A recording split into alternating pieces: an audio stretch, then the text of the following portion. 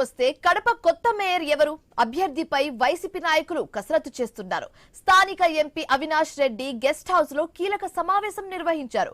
అవినాష్ రెడ్డితో పాటు మాజీ మేయర్ సురేష్ బాబు, పార్టీ జిల్లా అధ్యక్షుడు రవీంద్రనాథ్ రెడ్డి, ఇతర ముఖ్య నేతలు హాజరయ్యారు. కార్పొరేటర్ల అభిప్రాయం తెలుసుకున్నారు. మేయర్ అభ్యర్థి రేసులో 3 కార్పొరేటర్లు ఉండగా 47వ ward division corporator pak Suresh వైపు మెజారిటీ నేతలు మొగ్గు చూపుతున్నట్లుగా తెలుస్తోంది. మరింత తాజా సమాచారం మా correspondent Prasad Sharma phone in ద్వారా అందిస్తారు. ప్రసాద్ శర్మ.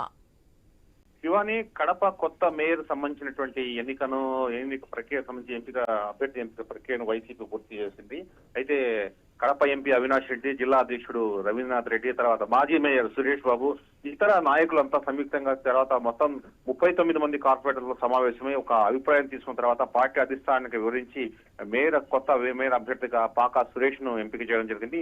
కొద్దిసేపటి క్రితమే కడప ఎంపీ అవినాష్ రెడ్డి, జిల్లా అధ్యక్షుడు రవీంద్రనాథ్ రెడ్డి కూడా వాటిని ప్రకటించడం జరిగింది. రేపు జరగబోయే ఎన్నికలు సజావుగా నిర్వహించేందుకు అందరూ సహకరించాలని విజ్ఞప్తి చేస్తూనే తర్వాత పార్టీ తరఫున వైసీపీ తరఫున వాళ్ళు విప్ కూడా జారీ చేస్తున్నామని, ఎవరు విప్పును ఉల్లంఘిస్తే వారిపై కఠిన చర్యలు తీసుకుంటామని కూడా హెచ్చరించడం జరిగింది.